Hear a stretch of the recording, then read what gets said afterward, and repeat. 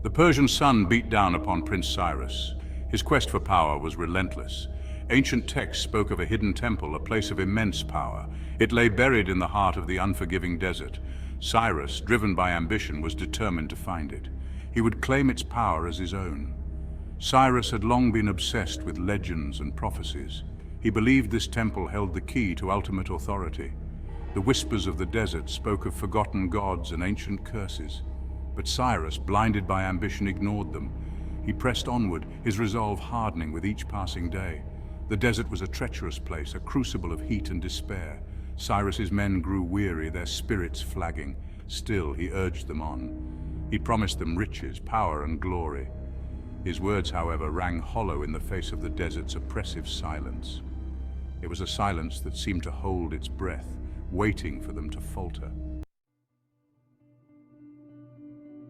Days turned into weeks, the landscape a blur of scorching sand and relentless sun. The whispers started subtly, carried on the desert wind. At first they were dismissed as the ravings of heat-exhausted minds. But the whispers persisted, growing louder, more insistent. They spoke of the temple's true nature, a place not of power but of eternal damnation.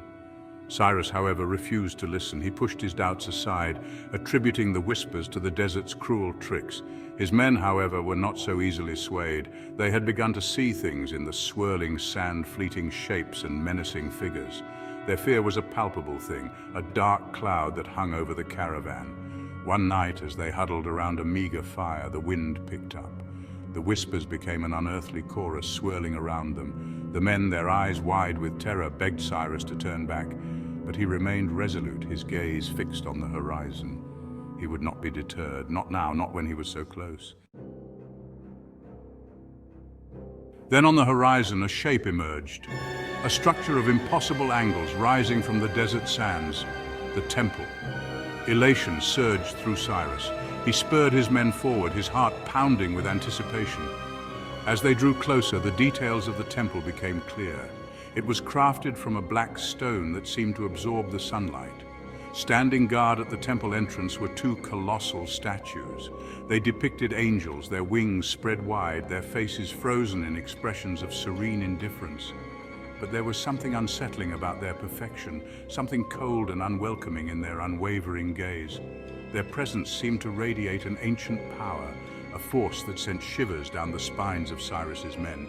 Despite the foreboding atmosphere, Cyrus felt a thrill course through him. He dismounted his steed and approached the temple entrance. His hand trembled as he reached out to touch the cold, smooth surface of the angel statue. A jolt of energy shot through him, sending him staggering back. The whispers intensified, seeming to emanate from the very stones themselves. They warned him to turn back, but their pleas fell on deaf ears. Cyrus ignored the warnings and stepped across the threshold. The interior of the temple was a stark contrast to the blinding desert light. It was a place of perpetual twilight, the air thick with the scent of dust and decay. The walls were adorned with intricate carvings depicting scenes of ancient rituals and forgotten deities. The silence within was absolute, broken only by the sound of Cyrus's own breathing. He moved through the temple, his footsteps echoing off the cold stone floor. The air grew colder, heavier, as if he were descending deeper into the earth itself. The shadows seemed to twist and writhe, taking on menacing forms. Still Cyrus pressed on, drawn deeper into the temple's embrace. As he ventured further into the temple's depths, he noticed that the carvings on the walls were becoming increasingly disturbing. They depicted scenes of sacrifice, of beings with twisted limbs and vacant eyes. The whispers were ever present, weaving around him like venomous snakes. They hissed of betrayal, of souls trapped for eternity. Then from the depths of the temple came a voice. It was a voice that seemed to emanate from the very stones themselves, deep and resonant, infused with an ancient power. It spoke of the temple's true purpose, a prison for fallen angels, a place where their whispers would torment those foolish enough to seek their power. Cyrus stopped, his heart pounding in his chest.